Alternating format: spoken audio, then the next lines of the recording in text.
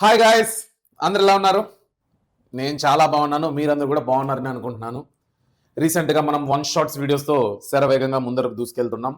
అందులో భాగంగా Andhra Pradesh class 10 social స్టడీస్లో హిస్టరీలో second lesson the nationalism in India. ఈ చాప్టర్ మొదలెట్టే ముందు మీకు 4 టెక్స్ట్ బుక్స్ ఉన్నాయి. History, economics, geography, democratic politics. Democratic పాలిటిక్స్లో power sharing one shot release అయింది, ఒకసారి చెక్అవుట్ చేయండి.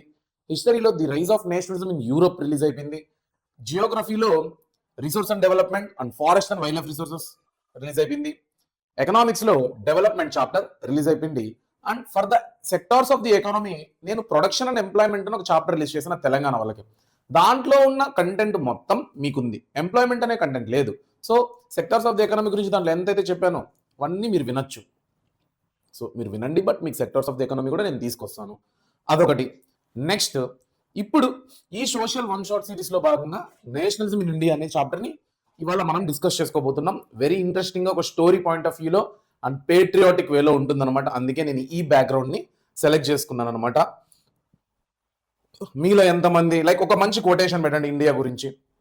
గూగుల్ చూసి పెట్టడం కాదు, ఇండిపెండెన్స్ డేలో వచ్చిన కొటేషన్స్ కాదు. మీ మనసుకి ఏమనిపించిందో ఇండియా గురించి ఒక బెస్ట్ వర్డ్లో డిస్క్రైబ్ చేయండి అండ్ మీ నేమ్ కూడా చెప్పండి. I will analyse. And nationalism in India ఈ చాప్టర్లో మనం ఏం తెలుసుకుంటామంటే, మనకు స్వతంత్రం వచ్చిందా లేదా ఇవన్నీ మాట్లాడుకోము. స్వతంత్రం రావడానికి ముందు మహాత్మా గాంధీ ఇండియాకి వచ్చిన తర్వాత 1915లో మహాత్మా గాంధీ ఇండియాకి వచ్చినప్పటి నుంచి మహాత్మా గాంధీ చేసిన మూమెంట్స్ అంటే ఏంటి, దీనివల్ల మనలో దేశభక్తి అనే భావన ఎలా పుట్టింది, జాతీయవాదం అనే భావన ఎలా పుట్టింది అనే అంశం మీద మనం ఈ చాప్టర్లో అనలైజ్ చేస్తాం అనమాట. ఇందులో ముఖ్యంగా జరిగింది ఏంటంటే the first world war, Khilafat, non cooperation. ఈ 3 సినారియోస్తోనే మనకి చాప్టర్ అనేది మొదలవుతుంది. జనరల్ గా ఫస్ట్ వరల్డ్ వార్ ప్రపంచ దేశాల మధ్య జరిగిన యుద్ధాలకి ఈ లెసన్కి ఏంటి సంబంధం అంటే, వరల్డ్ వార్ అనేది 1914 నుంచి 1918 వరకు జరిగింది. ఈ 1914 నుంచి 1918 వరకు జరిగిన యుద్ధంలో బ్రిటన్ అనేది కూడా అలైడ్ కంట్రీస్ వైపు నిలబడి పోరాడింది. సో బ్రిటన్ కి చాలా వరకు లైక్ ఫైనాన్షియలీ అండ్ పీపుల్ పరంగా ఇండియా అనేది అవసరం ఎంతో ఉంది. యుద్ధంలో పార్టిసిపేట్ చేస్తున్నామంటే సోల్జర్స్ కావాలి, ఆర్మీ కావాలి, ఇవంతా కాకుండా డబ్బు కావాలి, ఫుడ్ కావాలి. సో వాళ్ళ దగ్గర ఉన్న బెస్ట్ కాలనీస్ లో ఇండియన్ కాలనీ అనేది మోస్ట్ రిచ్ కాలనీ అనమాట. సో ఇదొక ఇంపార్టెంట్ ఫ్యాక్టర్.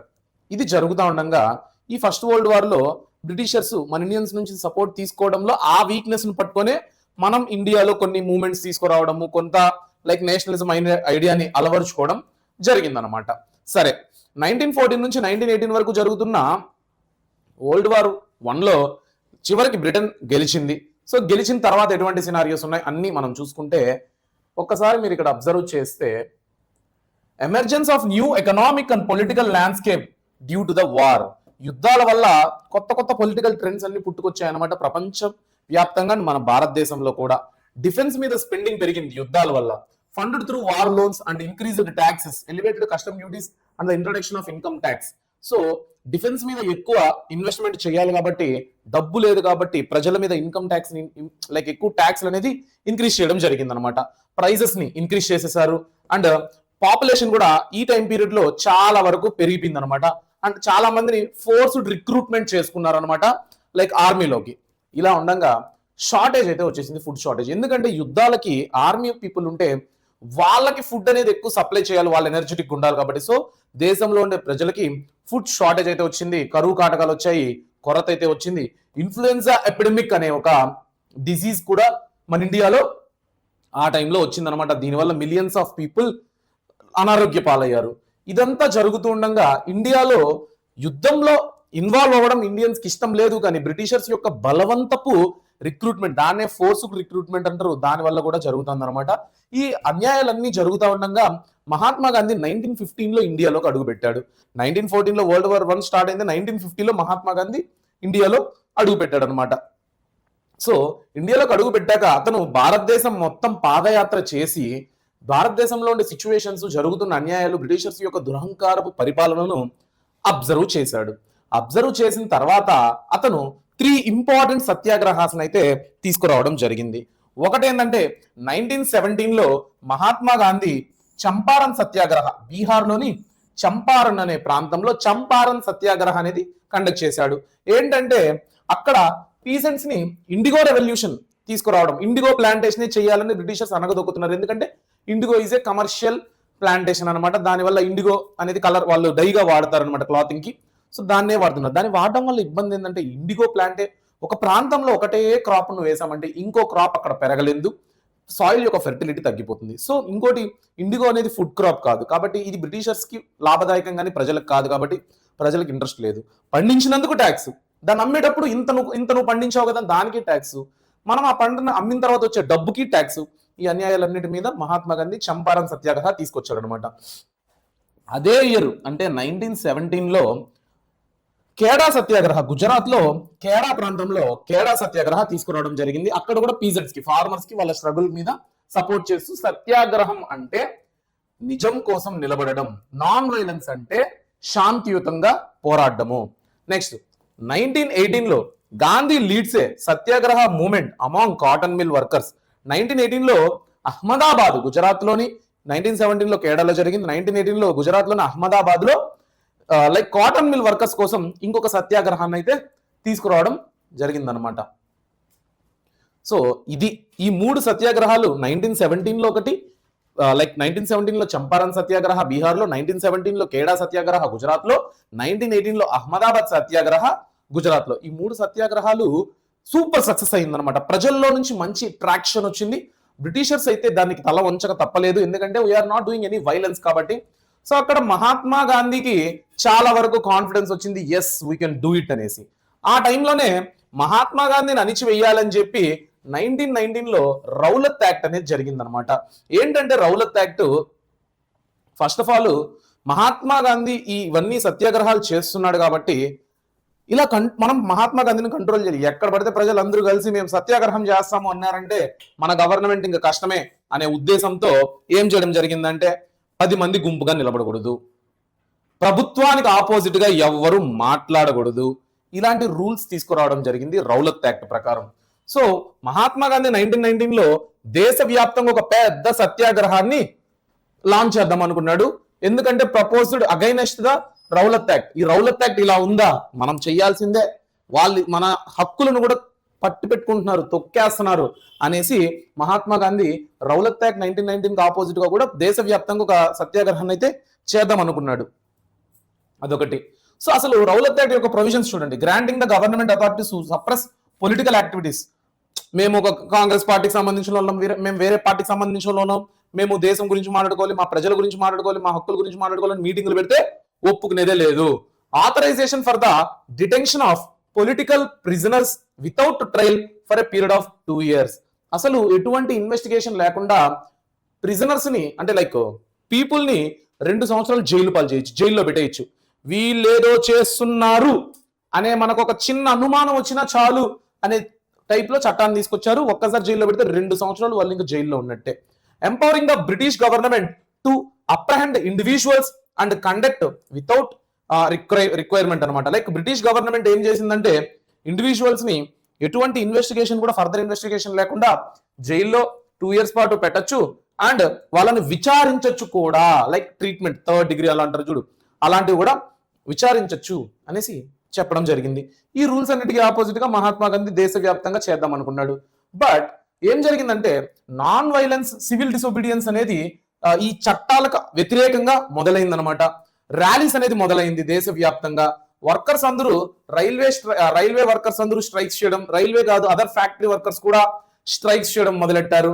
షాప్స్ అన్నిటిని క్లోజ్ చేసేసారు. బ్రిటిష్ ఆఫీసర్స్ లైక్ స్కూల్స్ కావచ్చు, ఏదైనా చిన్న ఏదైనా బ్రిటిష్ జాబ్స్ ఉంటే ఆ జాబ్స్ కి రాజీనామా పెట్టేయడము.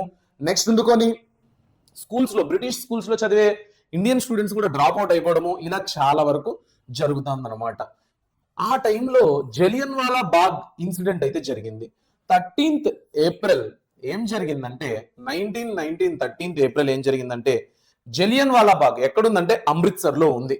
సో అమృత్సర్ లో ఉన్న ప్రజలందరూ బైసాఖీ ఫెస్టివల్ అనే ఫెస్టివల్ ని సెలబ్రేట్ చేసుకుంటూ అమృత్సర్ లో వాళ్ళు గుంపులుగా ఆ పండగలో భాగంగా నిమిత్తమై ఉంటే రౌలత్ యాక్ట్ కి వీళ్ళు ఆపోజిట్ గా వ్యతిరేకంగా ఇంతమంది గుంపులు ఉన్నారా అని చెప్పి వీళ్ళందరినీ జలియన్ వాలా బాగ్ లో ఒక గ్రౌండ్ లోకి తీసుకొచ్చి, ఆ గ్రౌండ్ కి కాంపౌండ్ వాల్ ఉంది, ఒక కాంపౌండ్ వాల్ ఉంది. ఆ కాంపౌండ్ వాళ్ళలో వాళ్ళందరినీ బంధించేసి వాళ్ళు ఎస్కేప్ అవ్వడానికి కూడా ఎటువంటి వీలు లేకుండా కాల్చి చంపేసినారనమాట అమాయకపు ప్రజల్ని. ఇది దేశం మొత్తాన్ని షాక్ అయ్యేలా చేసింది. ఈ ఆర్డర్ పాస్ చేసిన పోలీస్ పేరు ఏంటంటే జనరల్ ఓ డయర్ అనమాట. ఈ జనరల్ ఓ డయర్ అనే ఇన్స్పెక్టర్ ఏం చేశాడంటే ఆ ఏరియాని బ్లాక్ చేసేసి వాళ్ళందరినీ షూట్ చేసి చంపేసేసాడు అనమాట. ఎటువంటి నీతి, లైక్ ఎథిక్స్ అనేది లేకుండా, మానవత్వం అనేది లేకుండా, హ్యుమానిటీ అనేది లేకుండా వాళ్ళు దాంట్లో లేడీస్ ఉన్నారు, చిన్న పిల్లలు ఉన్నారు, పెద్దవాళ్ళు ఉన్నారు, ముసలి వాళ్ళు ఉన్నారు, చిన్న పెద్ద ముసలి ముతక పిల్ల జల్ల ఏమీ చూడకుండా అన్యాయంగా చంపడం జరిగింది. ఇది దేశం మొత్తాన్ని భ్రాంతికి గురి చేసింది. బ్రిటిషర్స్ పరిపాలన పైన ఒక పెద్ద ప్రశ్నను వేసింది అనమాట. ఆ టైంలో ఖిలాఫత్ మూవ్మెంట్ కూడా దారి తీసింది అనమాట. ఎలా అంటే బ్రిటిషర్స్ ఇంత దురహంకారపుగా ఉన్నారు, వీళ్ళకి మనం మాత్రమే అపోజిట్ వెళ్తే తట్టుకోలేం, మనకు ముస్లిమ్స్ సపోర్ట్ కూడా కావాలి, మన దేశంలో ముస్లిమ్స్ కూడా మంచి పాపులేషన్ ఉన్నారు, వాళ్ళని కూడా మనలో కలుపుకుంటేనే మన అందరం కలిసి పోరాడితేనే బ్రిటిషర్స్కి ఆపోజిట్ గా చేయగలుగుతామని మహాత్మా గాంధీ ఏం చేశాడంటే, అప్పుడు వరల్డ్ వార్ ఎండ్ అయిపోయిందిగా 1918కి.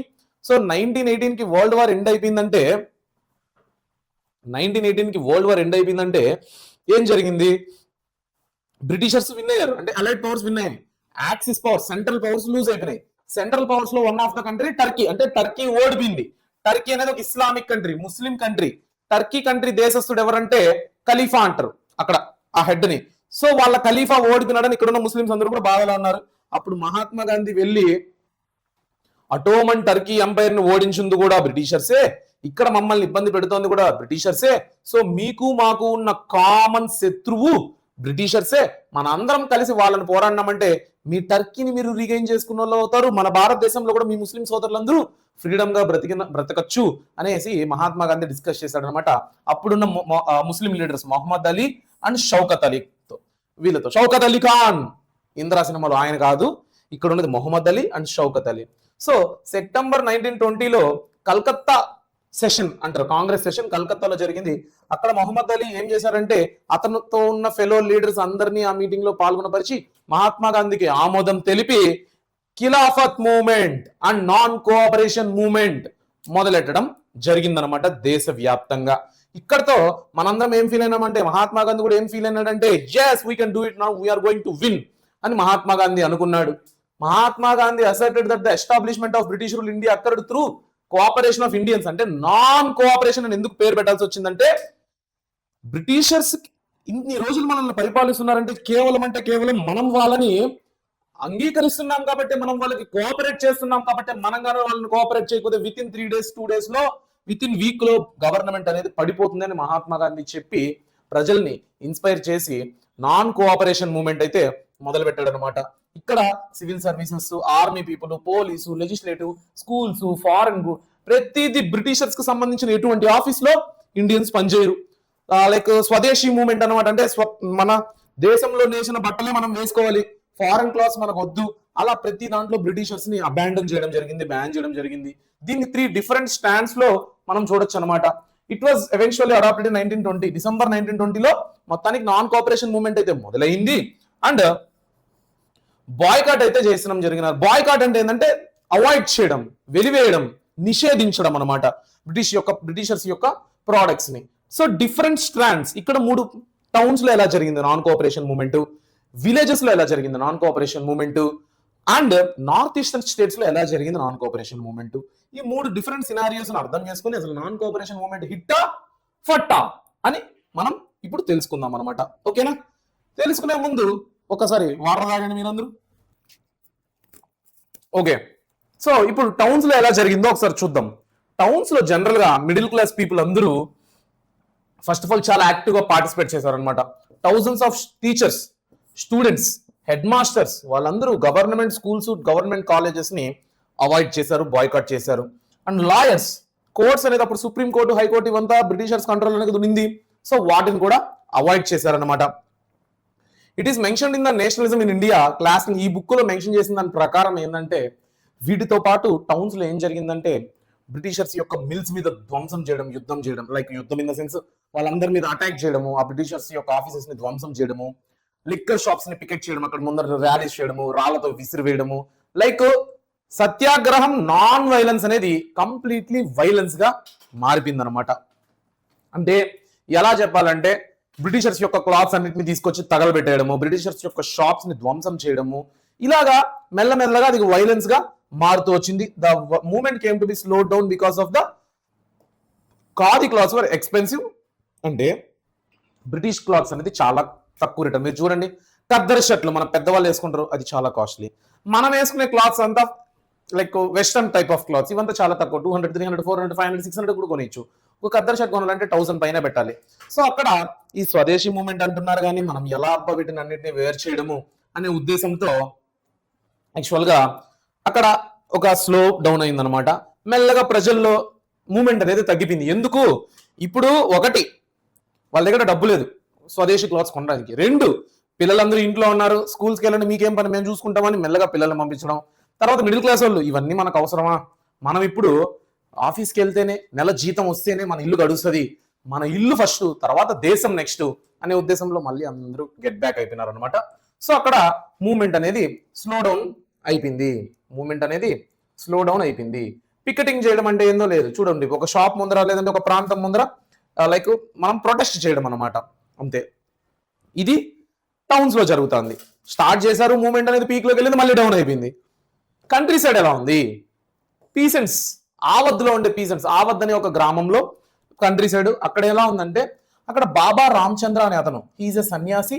హీ కేమ్ ఫ్రమ్ లైక్ ఒక ఫారెన్ దేశం నుంచి వచ్చాడు, ఫిజీ నుంచి వచ్చాడు అనమాట.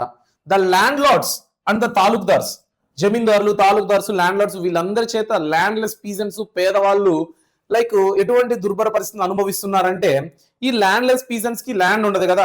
సో ల్యాండ్ లార్డ్స్ దగ్గర పనిచేస్తే గొడ్డు చాకరీ చేస్తే తక్కువ డబ్బు ఇవ్వడం, భాగం పంట అప్పట్లో ఏంటంటే 4 భాగాలు పంట నువ్వు పండిస్తే 1 భాగం నీకు ఇస్తాము అని అలా లింక్ పెట్టుకోవడం. లైక్ ల్యాండ్లెస్ పీసెంట్స్ దగ్గర 4 భాగాలు ల్యాండ్ ఉంది కదా, 4 భాగాలు నువ్వు పంట పండించేసినావు అనుకో, 1 భాగంలో వచ్చే పంట నీకు ఇస్తాము, డబ్బులు ఏమి ఇవ్వము, నువ్వు ఇంకోటి అక్కడ ఇల్లు వేసుకొని ఉండొచ్చు అనేసి ఇలాంటివి చాలా ఉండేది. అక్కడ చాలా అనగదొక్కేటోళ్ళు, దాన్నే వెట్టి అంటారు. వెట్టి అంటే తెలుగులో వెట్టి చాకరీ అనేసి. సో ఇలాంటివి జరుగుతుంది. దీనికి ఆపోజిట్ గా బాబా రామచంద్ర అనే అతను విలేజెస్ కి, కంట్రీ సైడ్ చాలా వరకు చాలా సపోర్ట్ చేస్తుంటారు అనమాట ఫార్మర్స్ కి.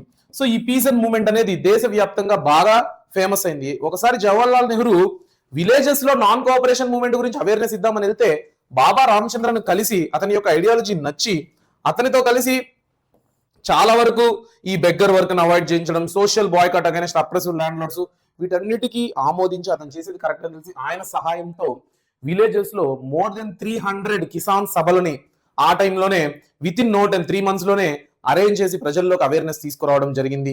ఇక్కడ ఏం జరిగిందంటే ఔత్ కిసాన్ సభ ఇలాంటివి జరగడం జరిగింది. 1921లో there were instances of attacking the taluqdars. ఇక్కడ కూడా ఏం జరిగిందంటే మెల్లగా వైలెన్స్ గా మారింది అనమాట. ఫార్మర్స్ అందరూ జస్ట్ సత్యాగ్రహం అనేది చేయకుండా వీళ్ళు ఏం చేయడం జరిగిందంటే వైలెన్స్ గా మారిపోయి తాలూక్దార్స్ మీద, జమీందార్స్ మీద అటాక్ చేయడం జరిగింది, ల్యాండ్ లార్డ్స్ మీద అటాక్ చేయడం జరిగింది. మహాత్మా గాంధీ చెప్పాడు నాన్ కోఆపరేషన్ మూవ్మెంట్ ప్రకారం దున్నేవాడిదే భూమి అని, మేము దున్నుతున్నప్పుడు మాది కదా భూమి అనేసి వైలెన్స్ రూపంలోకి అది మారిపోవడం జరిగిందనమాట. సో ఇలా ఉండంగా మహాత్మా గాంధీ ఓకే చాలా మంది ల్యాండ్ లార్డ్స్ కూడా చంపేయడం జరిగింది, వాళ్ళ యొక్క ఇళ్లని దోచేయడం, బజార్స్ దోచేయడం జరిగింది అనమాట విలేజర్స్, ల్యాండ్లెస్ పీపుల్. ఇక్కడ విలేజెస్ లో కూడా వైలెన్స్ గా మారిపోయింది కదా అనేసి మహాత్మా గాంధీ దీన్ని డ్రాప్ చేసేయమని చెప్పాడు అనమాట. నాన్ కోఆపరేషన్ మూవ్మెంట్ ని డ్రాప్ చేయడం బెటరు అని చెప్పాడనమాట. సరే విలేజెస్ లో చూసారు, నెక్స్ట్ అర్బన్ ఏరియాస్ లో చూసారు, టౌన్స్ లో. ఈ విలేజెస్ లో ఆవదులు ఎలా జరిగిందో చూసారు. అలానే ట్రైబల్ పీసెంట్స్, ఆటవీకులు, ట్రైబల్స్ మధ్య ఏం జరుగుతుందంటే, అడవుల్లో లార్జ్ ఫారెస్ట్ ఏరియా అనేది ట్రైబల్స్ వాళ్ళు అక్కడ దాన్ని నివాస ప్రాంతంగా ఏర్పరచుకొని ఉంటారు. అక్కడ కూడా ఈ బ్రిటిషర్లు ఏంటంటే ఫారెస్ట్ ను కూడా తమ రిసోర్సెస్ గా భావించి అది కూడా వీళ్ళు వాడుకోకూడదంటే, అక్కడ లభించే తేనె, అక్కడ లభించే పంట, ఫ్రూట్, మొక్క ఏది వాడకూడదు, దానికి కూడా ట్యాక్స్ కట్టాలని. సో అక్కడ అప్రెసివ్నెస్ వల్ల ఒక లీడర్ ఎమర్జ్ అయ్యాడు, అతనే అల్లూరి సీతారామరాజు. సో అతని వల్ల ఏం జరిగిందంటే సౌత్ ఇండియాలో, మన ఆంధ్రప్రదేశ్ లో చాలా వరకు అతను కూడా సో అల్లూరి సీతారామరాజు ఏం చేశాడంటే ట్రైబల్స్ కి అవేర్నెస్ ఇచ్చి, ఇది మన దేశం, ఇక్కడ ఉన్న ప్రతి రిసోర్సు మనది అని ప్రజల్ని మోటివేట్ చేస్తూ అతని దగ్గర ఉన్న యూనిక్ గొరిల్లా వార్ఫేర్ టెక్నిక్ ఏంటంటే, శత్రువును వీలైనంత దగ్గరగా మాటు వేసి నక్కి వెళ్ళి వాళ్ళని చుట్టుముట్టి రౌండ్ అప్ చేసి సడన్ గా అటాక్ చేయడం, వాళ్ళు ఎస్కేప్ అవ్వకుండా. ఈ గొరిల్లా వార్ఫేర్ టెక్నిక్ తో చాలా వరకు అక్కడ ఉన్న పోలీసులు ఎక్కువ ఇబ్బంది పెట్టేది అనమాట, బ్రిటిష్ పోలీసులు. సో అక్కడున్న పోలీస్ ఆఫీసర్స్ మీద అటాక్ చేయడము, పోలీస్ స్టేషన్స్ ని అటాక్ చేయడము, ఇలాంటివి చేయడం జరిగిందనమాట. సో దీంతో ట్రైబల్ పీసెంట్స్ దగ్గర కూడా లైక్ ఈ మహాత్మా గాంధీ చెప్పిన దానికి అల్లూరు సీతారామరాజు కూడా ఆమోదించి, లైక్ వాళ్ళిద్దరు డైరెక్ట్ గా మీట్ అవ్వాల, బట్ ఐడియాలజీని ఆమోదించి నాన్ కోఆపరేషన్ మూవ్మెంట్ ఇక్కడ కూడా పెడితే, but Alluri Sitaramaraju is like a rebel, తిరుగుబాటుదారుడు. మహాత్మా గాంధీ లెక్కన కూల్గా ఉండేటోడు కాదు. కాబట్టి ఈ రెబలిజం వల్ల ఏం జరిగిందంటే బ్రిటిషర్స్ అల్లూరు సీతారామరాజు మీద పగ పెట్టేసుకునేసి అతన్ని చంపేయడం జరిగింది అనమాట, లైక్ మాటు వేసి చంపేయడం జరిగింది. The governments imposition of unpaired beggar work for construction further fuelled the discontent of the hill people faced with the denial of traditional rights and forced beggar work. Hill people initiated revolt against the colonial authorities. ఇలా ఇదంతా ఏం లేదండి, ఇప్పుడు నేను చెప్పిన స్టోరీనే ఇక్కడ simple గా ఉంది, మీకు ఆన్సర్ రైటింగ్ హెల్ప్ అవుతుంది అనమాట. ఈ కంటెంట్ ని మీరు తీసుకోండి. ఆ తర్వాత ఏం జరుగుతుందంటే అల్లూరు సీతారామరాజు గురించి ఏమన్నా రైట్ నోట్ అని అల్లూరు సీతారామరాజు అని 2 మార్క్స్ ఇస్తే మీరు రాయాలి. కాబట్టి Alluri Sitaramaraju, Gudem hills of Andhra Pradesh, he initiated militant guerrilla movement, the tribal community opposed colonial policies. అంటే ట్రైబల్ కమ్యూనిటీ ఈ కలోనియల్ పాలసీస్ ని అపోజ్ చేసింది, కాబట్టి బ్రిటిషర్స్ వీళ్ళ మీద అటాక్ చేసేటోళ్ళు. గాంధీజీస్ నాన్ కోఆపరేషన్ మూవ్మెంట్ కి అట్రాక్ట్ అయిన, ఇన్స్పైర్ అయిన అల్లూరు సీతారామరాజు ఏం చేశారంటే పీపుల్ ఎంకరేజ్ చేశారనమాట, ఖాదీ వేర్ చేయండి, డ్రింకింగ్ ని అవాయిడ్ చేయండి, ఫారెన్ గుడ్స్ ని అవాయిడ్ చేయండి అని చెప్పి. అతను ఏం చెప్పాడంటే like despite advocating for non-violent practices like khadi wearing and abstinences from alcohol, he maintained that the Indian could achieve liberation through use of force, rejecting the path of non-violence. అంటే non violence అంటే like శాంతియుతంగానే మనం దేశానికి స్వతంత్రం తేలేము, బ్రిటిషర్లకు గుణపాఠం చెప్పలేము అనేసి అతను మాత్రం వైలెన్స్ పాత్ర ఎంచుకున్నాడు. తిరుగుబడతా, ఒక దెబ్బ కొడితే ఇంకో దెబ్బ నేను కొడతా అన్నట్టు అల్లూరు సీతారామరాజు ఉన్నాడు అనమాట. He is also so many people's favourite freedom fighter అనమాట, for me too. Next slavery in plantation. Plantation లో ఎలా ఉంది, లైక్ నార్త్ ఈస్టర్న్ స్టేట్స్ లో ఎలా ఉంది అంటే ఇన్లాండ్ ఇమిగ్రేషన్ యాక్ట్ ప్రకారం, లైక్ మీకు ఎక్కడ ఉంటుందంటే అది inland immigration act. Okay, first of all north eastern states లో అస్సాంలో ఏం జరిగేదంటే, అస్సాంలో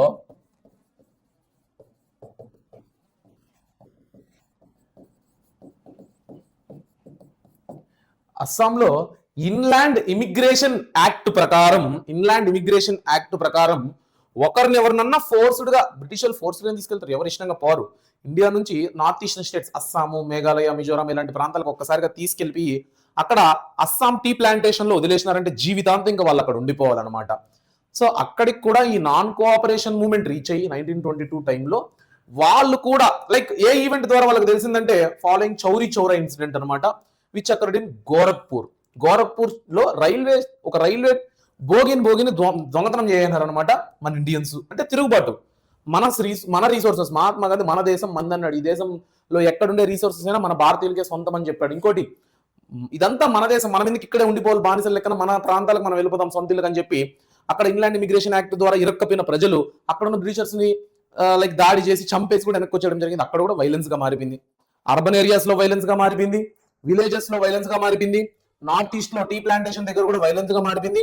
so Gandhiji believed that satyagrahis required proper training before they could effectively engage the mass struggle. ఇటువంటి మాస్ స్ట్రగుల్, లక్షల మంది, వేల మంది ప్రజలు ఒక మూవ్మెంట్ లో పార్టిసిపేట్ చేస్తున్నప్పుడు ఖచ్చితంగా లైక్ వీళ్ళకి ప్రాపర్ ట్రైనింగ్ ఉండాలి, సత్యాగ్రహం అంటే ఏందో తెలియాలి, నాన్ వైలెన్స్ అంటే ఏందో తెలియాలనే ఉద్దేశంలో మహాత్మా గాంధీ ఇంకా డ్రాప్ అయిపోవాలి అని చెప్పడం జరిగిందనమాట. అక్కడికి నాన్ కోఆపరేషన్ మూవ్మెంట్ ఎండ్ అయిపోయింది. ఇప్పుడు మనం సివిల్ డిసోబీడియన్స్ మూవ్మెంట్ కి ఎలా షిఫ్ట్ అయినామో మాట్లాడుకుంటాం అనమాట. Okay, so non cooperation movement end అయిపోయిన తర్వాత మహాత్మా గాంధీ రియలైజ్ అయింది ఒకటే, ఇండియన్స్ కి ప్రాపర్ ట్రైనింగ్ అనేది ఉండాలి, అప్పుడే మనం ఏదన్నా ఐకమత్యం ఉండాలి, లైక్ ప్రాపర్ అండర్స్టాండింగ్ ఉండాలి, అప్పుడే మనం ఏదన్నా మూవ్మెంట్ ని సక్సెస్ఫుల్ గా చేయగలుగుతాము అని చెప్పి. సో సివిల్ డిసోబీడియన్స్ మూవ్మెంట్ అనేది మొదలెట్టాడు. చూడండి, non cooperation movement, we don't cooperate with their policies, వాళ్ళ పాలసీస్ వాళ్ళ చట్టాలకు మనం కోఆపరేట్ చేయము అని చెప్పి. సివిల్ డిసోబీడియన్స్, సివిల్ అంటే ఇంటర్నల్, డిసోబీడియన్స్ అంటే మాకు మీ గవర్నమెంట్ వద్దు, మేము పాల్గొంటాము, మాకు కూడా కొన్ని సీట్స్ ఇవ్వండి అనే ఉద్దేశం అనమాట. బాగా చూడండి ఐడియాలజీ ఎలా మారుతుందో. నాన్ కోఆపరేషన్ మీకు అన్ని మొత్తం అయిపోయినాక ఒకసారిగా చెప్తాను, ఇప్పుడు బాగా అర్థమవుతుంది. So Gandhiji decided to withdraw the non cooperation movement in 1922 because violence was escalating in various locations with in the movement. Gandhiji believed that satyagrahis must undergo adequate training before being prepared for large scale struggles. మనం proper గా prepare అవ్వాలి, అప్పుడు మాత్రమే మనం ఏదైనా సాధించగలుగుతాం అనేసి. ఈ non cooperation movement impact వల్లనో ఏమో గానీ 1928 లో సైమన్ అనే అతను ఇండియాలోకి వచ్చాడు అనమాట. Sir John Simon. ఇతను లైక్ ఒక రిపోర్ట్ ని రెడీ చేయడానికి వచ్చాడు. లైక్ ఇండియన్స్ కి నిజంగానే మనము సీట్స్ ఇద్దామా అసెంబ్లీలో, వాళ్ళు మాట్లాడడానికి వాళ్ళ హక్కుల గురించి, చట్టాల గురించి అని చెప్పి. సో సైమన్ వచ్చాక ఇండియాలోకి అతను లైక్ ఏమని రిపోర్ట్ రెడీ చేస్తున్నాడు అంటే ఖచ్చితంగా వీళ్ళకి అవసరం లేదనే. సో అతను రావడంతోనే ఇండియన్స్ ఉండుకొని go back Simon, go back Simon అనేసి 1929 లో లైక్ నినాదం అనేది చాలా ఫేమస్ అయిందన్నమాట. That slogan, go back Simon, నువ్వు వెళ్ళిపో, యూ నో నీ టు జడ్జెస్, నువ్వు ఇండియాలో లేవు, నువ్వు ఇంగ్లాండ్ నుంచి ఇక్కడికి వస్తున్నావు, నీకేం తెలియదు ఇక్కడ పరిస్థితుల్లో, నువ్వు రిపోర్ట్ తయారు చేయడానికి ఎవరివి అనేసి. So Lahore Congress came to formalise the demand for Purna Swaraj on for the full independence of India. So ఈ టైంలోనే ఏం జరిగిందంటే జవహర్లాల్ నెహ్రూ 1930 January 26 మనకు పూర్ణ స్వరాజ్యం వచ్చినట్టు, మనకు ఇండిపెండెన్స్ స్వతంత్రం వచ్చేసినట్టు, ఆ రోజు నుంచి మన దేశం మన చేతుల్లో ఉంటుంది అని అనౌన్స్ చేసేసాడు అనమాట. సో యాక్చువల్ గా అప్పుడే, అందుకే మనము November 26, 1949 లో మనకు రాజ్యాంగం రెడీ అయిపోయి చేతిలో ఉన్న మనము 1950 January 26 రిపబ్లిక్ డే ఎందుకు చేసుకుంటామంటే ఆ January 26 1930లోనే మనకు పూర్ణ స్వరాజ్యం వచ్చేసినట్టు, ఇండిపెండెన్స్ వచ్చేసినట్టు, మనం ఇండిపెండెన్స్ చేసుకోవాలన్నట్టు జవహర్లాల్ నెహ్రూ అనౌన్స్ చేశారు కాబట్టి దానికి గుర్తుగా. ఓకేనా? సో ఇలా ఉందన్నమాట. సైమన్ ని కూడా మనం గో బ్యాక్ సైమన్ అనేసినాము. ఇలా ఉండగా సరే, salt march and civil disobedience movement. So ఇక మహాత్మా గాంధీ ఏం చేశాడంటే ప్రజలందరికీ proper training in the sense proper awareness create చేసిన తర్వాత January 31, 1930 Mahatma Gandhi dispatched a letter to viceroy Irwin, lord Irwin అనమాట. అప్పట్లో వైస్రాయ్ ఎవరంటే మన భారతదేశానికి లార్డ్ ఇర్విన్. అతనికి ఒక 11 డిమాండ్స్ ని పంపించాడు అనమాట. ఆ 11 డిమాండ్స్ లో ముఖ్యమైనవి ఏంటంటే నాన్ కోఆపరేషన్ మూవ్మెంట్ లో భాగంగా తర్వాత కాంగ్రెస్ లీడర్స్ ని చాలా మందిని అరెస్ట్ చేశారనమాట, వాళ్ళను విడుదల చేయాలని చెప్పి. నెక్స్ట్ ఉండుకొని సాల్ట్ అనేది మనకు డైలీ లైఫ్ లో ప్రతి కూరలో వాడుకునే ఇంగ్రీడియంట్, ప్రతి ఫుడ్ ఐటమ్ లో వాడుకునే ఇంగ్రీడియంట్, దాని మీద కూడా ట్యాక్స్. ఇప్పుడు మనం ఇంట్లో సాల్ట్ కొనుక్కుంటాం, నువ్వు ఎంత సాల్ట్ కొనుక్కుంటే దానికి అంత ట్యాక్స్ కట్టాలంటే ఇంకేంట్రా, ఒక పేదవాడు దేనికి కట్టగలుగుతాడు? ఏమన్నా చికెన్లు మటన్లు రోజు పేదవాడు తినగలుగుతాడా? లేదు. ఎవరైనా రిచ్ కానీ పూర్ కానీ తినగలిగేది సాల్ట్. అది తినడం మీద దాన్ని అట్టే తినం, కూరలో వేసుకునేది. దాని మీద ట్యాక్సెస్ ఎలా కట్టాలి? This is a daily basic ingredient కదా, దాని మీద అబాలిష్ చేయాలని 11 డిమాండ్స్ లో మెన్షన్ చేశాడు. దానికి కూడా లార్డ్ ఇర్విన్ ఒప్పుకోలేదు. No, we don't abolish that salt tax అనేసి. సో సాల్ట్ అనేది ఒక యూనిటీకి భాగంగా, ఎందుకంటే పూర్ అయినా రిచ్ అయినా అందరూ ఒక మాట మీద నిలబడేది ఈ సాల్ట్ అనే ఒక కామన్ ట్యాక్స్ మీద కాబట్టి ఆ సాల్ట్ ట్యాక్స్ ని అబాలిష్ చేయమన్నారు. This letter conveyed that these demands need to fulfilled by March 11. March 11 మీరు ఫుల్ఫిల్ చేయండి, లేదంటే మేము సాల్ట్ మార్చ్ సివిల్ డిసోబీడియన్స్ మొదలెడతాం అనేసి. పట్టించుకోలేదు లార్డ్ ఇర్విన్. అతను ఏం చేశాడంటే రిజెక్ట్ చేసి పారేశాడు. So famous salt march was started by Mahatma Gandhi by 76 of his trusted followers అనమాట. 11th March 1930 ఏం జరిగిందంటే ఉప్పు సత్యాగ్రహం, సాల్ట్ మార్చ్ ని మహాత్మా గాంధీ మొదలెట్టాడు. అతనికి నమ్మకస్తులైన 76 మంది అతని ఫాలోవర్స్ తో. ఎక్కడ మొదలెట్టాడు? శబర్మతి అతని ఆశ్రమం దగ్గర నుంచి మొదలెట్టి గుజరాత్ లో ఉంది. డండి అనేది సముద్ర తీర ప్రాంతం, గుజరాత్ లోనే ఉంది. డండి వరకు 240 మైల్స్, 240 మైల్స్ వాక్ చేసుకుంటూ వెళ్ళాడు అనమాట. ఆ 240 మైల్స్ లో లైక్ పాదయాత్ర చేస్తూ ఉంటే ఉమెన్ పార్టిసిపేషన్ కావచ్చు, ఫ్యాక్టరీ వర్కర్స్ కావచ్చు, రిచ్ పీపుల్ కావచ్చు, పూర్ పీపుల్ కావచ్చు, అందరూ పార్టిసిపేట్ చేసి దానికి సపోర్ట్ చేయడంతో సాల్ట్ మార్చ్ అనేది చాలా సక్సెస్ అయిందనమాట. సబర్మతి నుంచి డండి వరకు వాళ్ళు నడుచుకుంటా వెళ్ళి ఏం చేశారంటే లైక్ అక్కడికి వెళ్ళి సముద్రంలోంచి నీటిని తీసుకొచ్చి దాన్ని వేడి చేసి దాంట్లోంచి సాల్ట్ తయారు చేసి అక్కడ ఉన్న ఫ్యాక్టరీస్ ముందర నిరసన చేశారు, బ్రిటిష్ ఫ్యాక్టరీస్ ముందర. మేము తయారు చేసుకునే సముద్రంలోంచి వచ్చే నేచురల్ ఇంగ్రీడియంట్ మీద మీరు ట్యాక్స్ వేసేది అనేసి. సో ఇలా జరుగుతూ ఉండగా on the 6th April they reached Dandi and violated the law by manufacturing soil and marking the beginning of the civil disobedience movement. అక్కడితో వాళ్ళకి ఒక నమ్మకం వచ్చింది, ప్రజలందరూ మనకు బాగా సపోర్ట్ చేశారు, ప్రజలందరికీ బ్రిటిషర్స్ యొక్క పరిపాలన మీద విరక్తి వచ్చింది, విసుగు వచ్చేసింది. So this is the right time to launch civil disobedience movement. అంటే మేము ఇంకా మీ ప్రభుత్వాన్ని అంగీకరించము, వి డోంట్ బి ఒబీడియంట్. అరే క్లాస్లో ఒబీడియంట్ గా కూర్చోరంటే చక్కగా కూర్చోరా, చెప్పిన మాట ఇండ్రా అని. డిసోబీడియంట్ అంటే మేము మీ మాట వినము అనేసి. సో సివిల్ డిసోబీడియన్స్ అంటే మన గవర్నమెంట్ ని మనం లెక్క చేయకూడదు, బ్రిటిష్ గవర్నమెంట్ ని మనం లెక్క చేయకూడదు, వీళ్ళ మాట మనం వినకూడదు, వీళ్ళ చట్టాలని మనం ఫాలో అవ్వకూడదు అనేసి. The salt law was broken and foreign clothes were boycotted, peasants refused to pay revenue, forest and were violated. అంటే లైక్ ఫారెస్ట్ ట్యాక్స్ కావచ్చు, లైక్ రెవెన్యూ ఎంత సంపాదించిన దాని మీద ట్యాక్స్ కావచ్చు, వీటన్నిటి మీద మేము ఇంకా కట్టము అని చెప్పి రిఫ్యూజ్ చేయడం జరిగింది అనమాట. ఇలా ఉండగా following disturbing incidents Mahatma Gandhi decided to halt the movement and entered into an agreement with Irwin. Lord Irwin ఏం చేశాడంటే, వామ్మో వీళ్ళేంటరా బాబు ఐకమత్యం అయిపోయినారని చెప్పి అప్పటికి చాలా మంది కాంగ్రెస్ లీడర్స్ కూడా అరెస్ట్ చేసేసారు. బట్ దేశవ్యాప్తంగా లీడర్సే అల్లరి ఇన్ ద సెన్స్ నిరసనలు చేస్తే ఓకే, ప్రజల్లో కూడా దేశభక్తి ఫీలింగ్ స్టార్ట్ అయింది.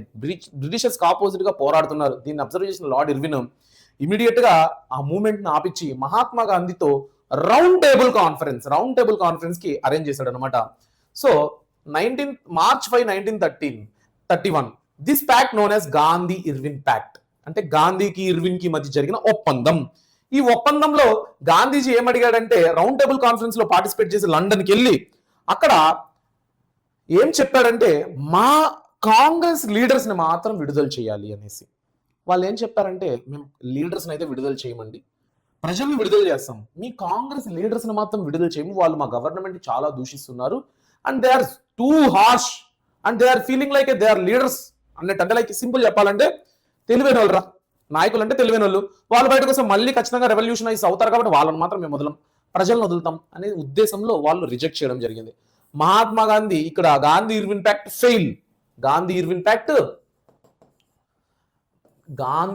ప్యాక్ట్ ఫెయిల్ అయిందనమాట. ఫెయిల్ అయిపోయి ఒట్టి చేతులతో వెనక్కి వచ్చాడు. But gradually last moment like వచ్చేసి Mahatma Gandhi relaunched the civil disobedience movement. 1931 లో ఫెయిల్ అయిపోయింది, మళ్ళీ వెనక్కి వచ్చి సివిల్ డిసోబీడియన్స్ మూవ్మెంట్ మొదలెట్టాడు. వాళ్ళు ఒప్పుకోలేదురా మన పాలసీస్ అని చెప్పి, కానీ మొదలెట్టినప్పటికీ మొమెంటం అనేది స్టార్టింగ్ లో ఉన్నంత లేదు, తగ్గిపోయింది, పడిపోయింది అనమాట. ఎందుకంటే మహాత్మా గాంధీ వెళ్ళాడు, అక్కడ మాట్లాడాడు, వచ్చాడు అంటే అంతా ఆయన ఇష్టమేనని కొంతమంది కాంగ్రెస్ లీడర్స్ అనుకుంటే, ఇంకొంతమందిలో నాన్ కోఆపరేషన్ మూవ్మెంట్ లో జరిగినట్టే మన ఫ్యామిలీ ఫస్ట్, తర్వాతే నెక్స్ట్, మనం ఇక్కడ మూమెంట్స్ లో తిరుక్కుంటా ఉంటే మన ఇంటికి అన్నం ఎవరు పెడతారు, మన ఇంట్లో పిల్లల్ని ఎవరు చదివిస్తారు అనే ఉద్దేశంతో family people, middle class people వీళ్ళంతా వెనుదిరగడం జరిగింది అనమాట. It gradually last with momentum by 1934. 1934 కి సివిల్ డిసోబీడియన్స్ మూవ్మెంట్ అయితే మొత్తానికి కరుమరుగైపోయింది, దానికి ఉన్నంత ఫైర్ లేకుండా పోయిందనమాట. ఓకేనా, డన్. హౌ పార్టిసిపెంట్స్ సాదా మూవ్మెంట్, ఈ సివిల్ డిసోబీడియన్స్ మూవ్మెంట్ లో పాల్గొన్న డిఫరెంట్ టైప్స్ ఆఫ్ పీపుల్ ఎలా ఆ మూవ్మెంట్ ని అర్థం చేసుకున్నారు, వాళ్ళు ఏ ఉద్దేశంతో వచ్చి పార్టిసిపేట్ చేశారు అంటే, some active groups in the movement included Gujarat లో ఉండే పటీదార్స్ కావచ్చు, ఉత్తరప్రదేశ్ లో ఉండే జాట్స్ కావచ్చు, who become ardent supporters of civil disobedience movement were disappointed when the movement of called of in the year 1931. అంటే గుజరాత్ లో ఉండే పటీదార్స్, ఉత్తరప్రదేశ్ లో ఉండే జాట్స్ వీళ్ళంతా బిజినెస్ పీపుల్ అనమాట. బ్రిటిషర్స్ యొక్క పాలసీస్, ట్యాక్సెస్ వల్ల ఎక్కువగా ట్యాక్స్ వేసేయడంతో వీళ్ళకి లాభాలు ఎక్కువ రావట్లేదనేసి వీళ్ళు సివిల్ డిసోబీడియన్స్ బాగా సపోర్ట్ చేశాడు, మహాత్మా గాంధీని సపోర్ట్ చేశారు.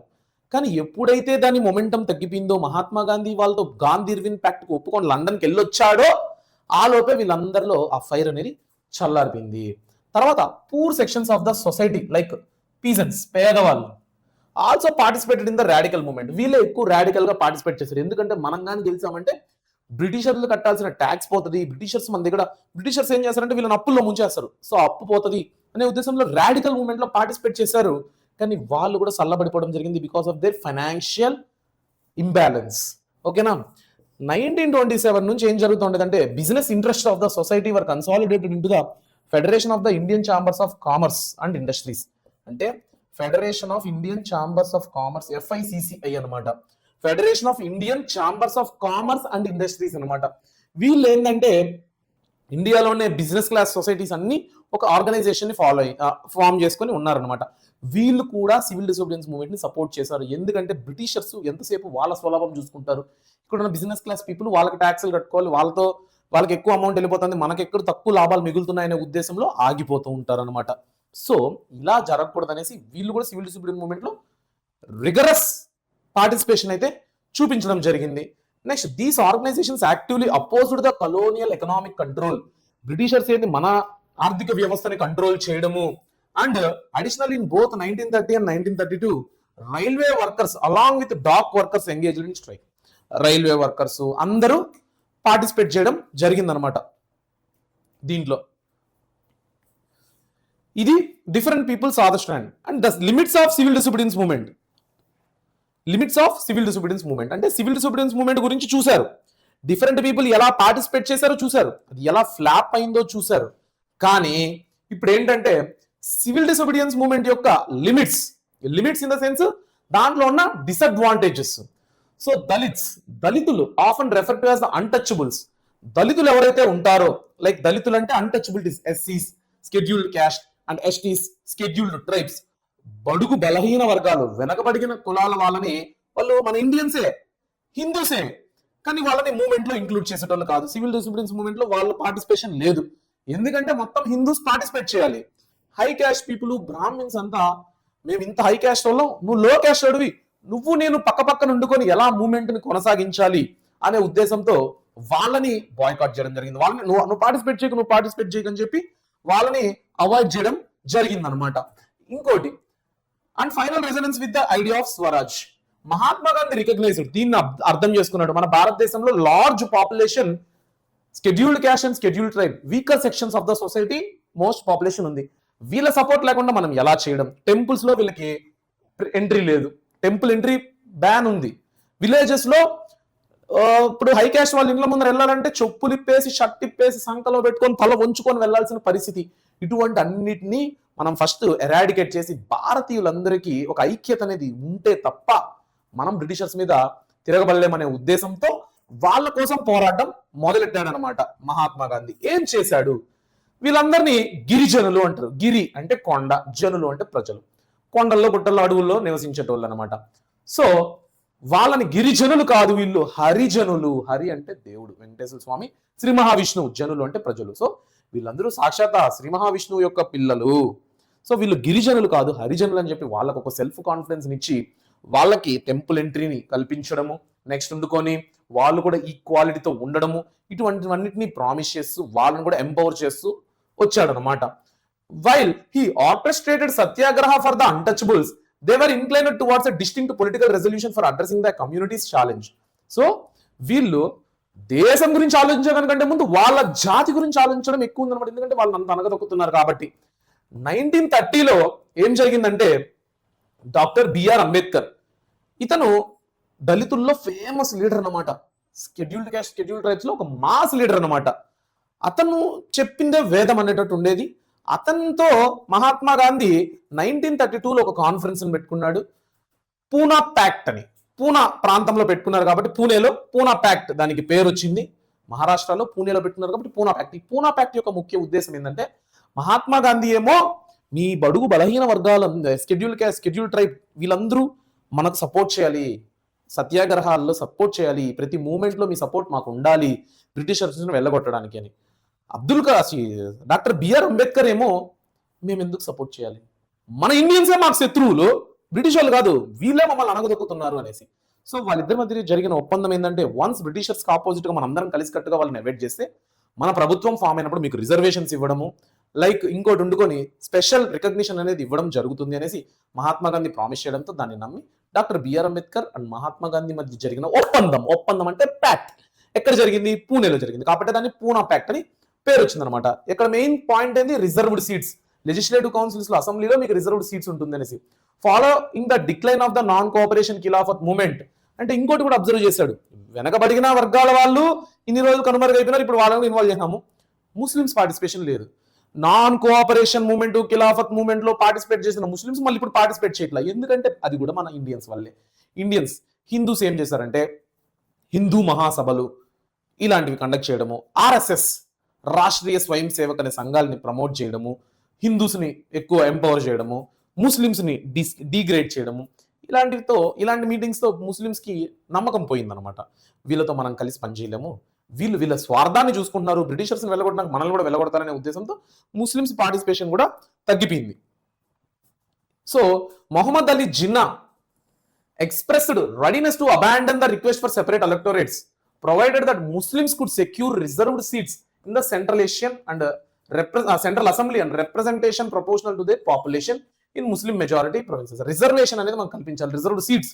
అంటే మాకంటూ కొన్ని సీట్స్ ఇచ్చేసారనుకో, అక్కడ ముస్లిమే లీడర్ అవ్వాలి అని, అక్కడ మా ముస్లిం పాపులేషన్ డామినెన్స్ ఉంది కాబట్టి ఖచ్చితంగా మేము పార్టిసిపేట్ చేయగలుగుతాము అని చెప్పి జరిగిందనమాట. ఇక్కడ ఏంటంటే like reaching a resolution, the all party conference 1928 faded away when M R Jayakar from the Hindu Mahasabha vehemently opposed the attempts of finding a compromise. Hindu Mahasabha నుంచి ఎంఆర్ జైకర్ అనే అతను కంప్లీట్లీ అపోజ్ చేస్తున్నాడు అనమాట ముస్లిం పార్టిసిపేషన్ ని. నెక్స్ట్ ఒక ముస్లిం లీడర్ ఉన్నాడు కాంగ్రెస్ పార్టీలో, అతను పేరు మర్చిపోయిన, రెహ్మత్ అలీ అనుకుంటా. సో అతను ముస్లిమ్స్ పార్టిసిపేషన్ ని సపోర్ట్ చేశాడు. చివరికి అతను కాంగ్రెస్ వదిలి ముస్లిం లీగ్ లో కూడా జాయిన్ అయిపోవడం, ఎందుకంటే కాంగ్రెస్ ఉండుకొని కాంగ్రెస్ లీడర్స్ అందరూ ఆర్ఎస్ఎస్ ని హిందూ మహాసభని ప్రమోట్ చేసుకుంటూ యూనిటీ లేకుండా ఉండడంతో సో ఇలా చాలా జరుగుతుంది. యూనిటీని క్రియేట్ చేద్దామని మహాత్మా గాంధీ ట్రై చేస్తుంటే వివిధ రకాల కమ్యూనిటీ పీపుల్ అండ్ పొలిటీషియన్స్ ఉండుకొని వాళ్ళ యొక్క స్వార్థాన్ని వాళ్ళు చూపించుకుంటూ ఉన్నారనమాట. ఇక్కడంతా మనం అర్థం చేసుకోవాల్సింది ఏంటంటే, ముందుగా మొదట జరిగిన మూమెంట్ ఏంటి?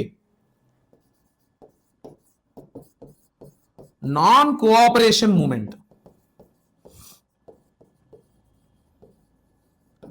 తర్వాత జరిగిన మూమెంట్ ఏంటి?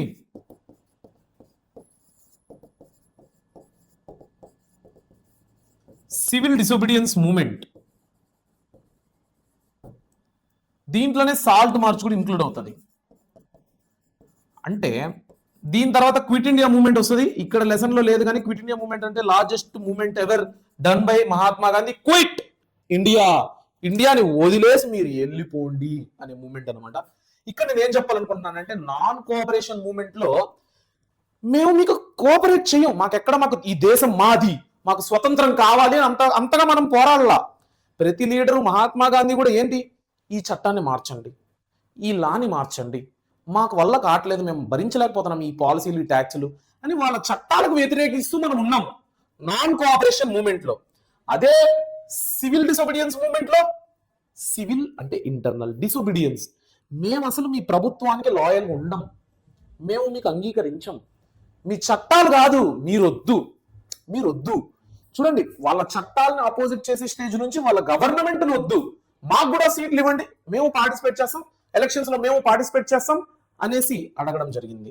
తర్వాత ఈ లెసన్ తర్వాత ఎక్స్టెండెడ్ తెలంగాణ వాళ్ళకు ఉంది క్విట్ ఇండియా మూవ్మెంట్. ఈ క్విట్ ఇండియా మూవ్మెంట్ ద్వారా ఏంది, క్విట్ ఇండియా, ఇంకా చాలు, మీ చట్టాలు మాకొద్దు, మీ ప్రభుత్వంలో మాకు సీట్లు వద్దు, మీ ప్రభుత్వం కాదు పెట్టబెడ సత్కొని బ్రిటిషర్స్ అందరూ ఇండియాను వదిలి వెళ్ళిపోవాలి, ఇది మా దేశం అనే ఫీలింగ్ క్రియేట్ అయ్యింది.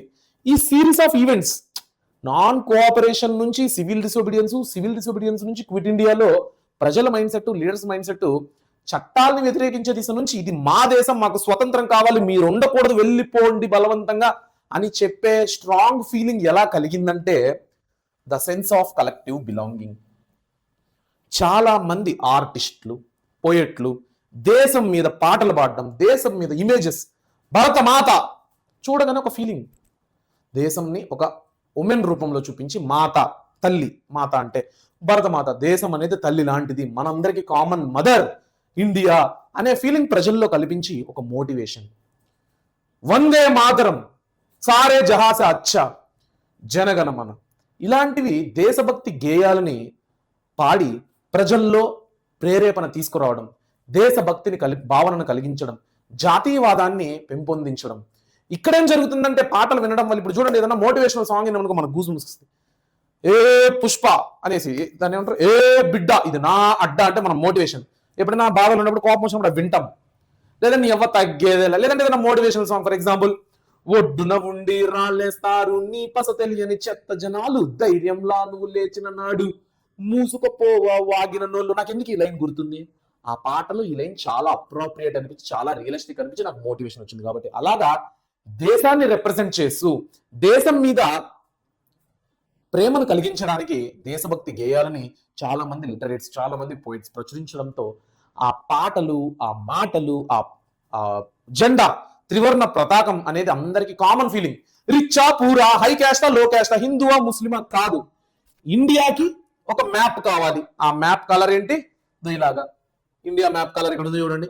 సో ఆ మ్యాప్ ని తీసుకురావడము, ఈవెన్ ఇండియా ఫ్లాగ్ ని తీసుకురావడము, ఇలాగా చేయడంతో ప్రజలందరిలో భావన క్రియేట్ అయ్యి series of events nationalism in India అనేది పుట్టుకొచ్చింది అనమాట. దేశభక్తి, జాతీయవాదం అనేది భారతదేశంలోకి అది వ్యాపించింది.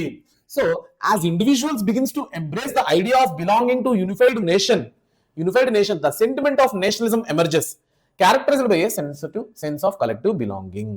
సో మీరు ఇక్కడ చూసుకున్నట్టయితే బంకిం చంద్ర చటోపాధ్యాయ అతను ఏం చేశాడంటే భరతమాత పిక్చర్ ని డ్రా చేశాడు. అప్పట్లో భరతమాతని ఇలా డ్రా చేశాడు, ఇలా డ్రా చేశాడు. ఇక్కడ ఎలిఫెంట్ కావచ్చు, ఇక్కడ లయన్ కావచ్చు, వెనకాల ఉన్న నేచర్ కావచ్చు, భరతమాత చేతిలో ఉన్న ఇండియన్ ఫ్లాగ్ కావచ్చు, ఇదంతా మన కల్చర్ ని రిప్రజెంట్ చేస్తుంది, మనలో పేట్రియాటిక్ ఫీలింగ్ ని తీసుకొస్తుంది అనమాట. ఆ తర్వాత 19th సెంచరీకి వచ్చేసరికి కంప్లీట్లీ దేశ విలేజెస్ లో కావచ్చు, సిటీస్ లో కావచ్చు, ఫోక్లోర్ అంటే జానపదాలు, పాటలు కూడా దేశం మీదనే, ఫ్రీడమ్ ఫైటర్స్ మీదనే, చరిత్ర మీద, మన దేశం యొక్క గొప్పతనాన్ని ప్రచురిస్తూ నెక్స్ట్ ఉండుకొని Gandhiji in the 1921 the Hindu swaraj flag త్రివర్ణ పతాకాన్ని డిక్లేర్ చేశాడు. ఇదే మన ఇండియన్ ఫ్లాగ్ అని అదొకటి. ఇంకోటి మహాత్మా గాంధీ కూడా ఇది బిట్స్ లో అడుగుతారు, హిందూ స్వరాజ్ అనే న్యూస్ పేపర్ ని ప్రచురించాడు అనమాట. ఆ న్యూస్ పేపర్ లో భారతదేశం గురించి పచ్చి నిజాలు, బ్రిటిషర్స్ చేసే అన్యాయాలను తెలియజేయడం. అప్పుడే కదా ఓ బ్రిటిషర్స్ ఇంత చేస్తున్నారా అనేసి local people, common people, ground level people కూడా అర్థమయ్యేది. ఓకేనా, ఇదనమాట మ్యాటర్. సో మొత్తానికి ఈ లెసన్ చాలా సింపుల్ లెసన్ రా, కానీ మీరు హార్డ్ అని ఫీల్ అవుతున్నారు. మన దేశం గురించి మనం తెలుసుకోవడం హార్డా? మీరే చెప్పండి. దీన్ని ఒక లెసన్ గా చూడకండి, ఒక దేశభక్తికి సంబంధించింది మన బాధ్యత లాగా ఫీల్ అయ్యి కథను తెలుసుకోండి, భావాన్ని తెలుసుకోండి. అండ్ ఇంకోటి, ఈ లెసన్ నుంచి ఏ క్వశ్చన్స్ రావన్నమాట. వస్తే గిస్తే ప్యాసేజ్ ఇచ్చి దాన్ని క్వశ్చన్స్ అడుగుతాడు. క్వశ్చన్ అడిగి ఆన్సర్ రాయమండు, ప్యాసేజ్ ఏదో ఒక line like movement in the towns, the movement in country side, ఇలాంటి ఒక పారాగ్రాఫ్ని తీసుకొచ్చేసి దాని మీద క్వశ్చన్స్. ఓకేనా, దాని మీద క్వశ్చన్స్ అడగచ్చు. లేదంటే ఈ పారాగ్రాఫ్ను బట్టి నువ్వు ఏం రాస్తావు, వాట్ యూ కెన్ అనలైజ్ అని అడగచ్చు అనమాట. ఇంతే. కాబట్టి ఈ లెసన్ని మీరందరూ అర్థం చేసుకున్నారని అనుకుంటున్నా. అండ్ ఈ నోట్స్ చాలా ఇంపార్టెంట్. ఇప్పుడు టెక్స్ట్ బుక్ తీసుకుంటే హ్యూజ్ పేజెస్, ఆ పేజెస్ అన్నిటిని కుదించి మీకు అర్థం అవ్వడానికి పాయింట్ మేనర్లో నేను తీసుకొచ్చాను. ఈ పీడిఎఫ్ని డిస్క్రిప్షన్లో పెట్టాను అండ్ కమెంట్ సెక్షన్లో పెట్టాను, మీరందరూ డౌన్లోడ్ చేసుకోండి. అండ్ వీడియో స్టార్టింగ్లో నేను మీ అందరిని ఒక మాట అడిగాను, ఏంటంటే ఏమడిగా, మీకు నచ్చిన ఒక మంచి మాట మన దేశం గురించి తెలియజేయండి. అండ్ ఇప్పుడు అడుగుతున్నాను, ఈ వీడియోని చివరి వరకు చూసిన వాళ్ళు మాత్రమే ఆన్సర్ చేయగలుగుతారు కాబట్టి, your favourite freedom fighter and why. నీ ఫేవరెట్ ఫ్రీడమ్ ఫైటర్ ఎవరు అండ్ ఎందుకు అతను నీకు ఫేవరెట్ అయినాడు అనేసి కమెంట్ సెక్షన్లో కమెంట్ చేయండి. నా ఫేవరెట్ ఎవరంటే సుభాష్ చంద్రబోస్, నేతాజీ. ఎందుకు అంటే బ్రతికినంత కాలం నేను నాలానే బ్రతుకుతానే మైండ్ సెట్ అతనిలో నాకు కనపడింది. తిరుగుబాటుదనం, వాడు మనకు అన్యాయం చేస్తున్నాడని తెలిసి కూడా వాడి దగ్గర మనం చేతులు కట్టుకొని సత్యాగ్రహం అనడం, నాన్ వైలెన్స్ అనడం, give me your blood I will give you freedom అన్నాడు. కాబట్టి ఆజాద్ హిందూ ఫౌజ్ అన్నాడు. ఇవన్నీ నాకు గూస్ బంప్స్ ఇస్తాయి అనమాట. సో ఆ బేసిస్ మీద ఎందుకో కనెక్ట్ అయినాను అనమాట నేతాజీ సుభాష్ చంద్రబోస్. సో మీలో ఎంతమంది ఎవరెవరు ఫ్రీడమ్ ఫైటర్స్ కనెక్ట్ అయినారు ఎందుకో నాకు తెలియచేయండి. ఇక సెలవు తీసుకుంటూ నేను మీ రూపేష్ పూతలపట్టు, వేదాంత తెలుగు 8 మాస్టర్ టీచర్ని.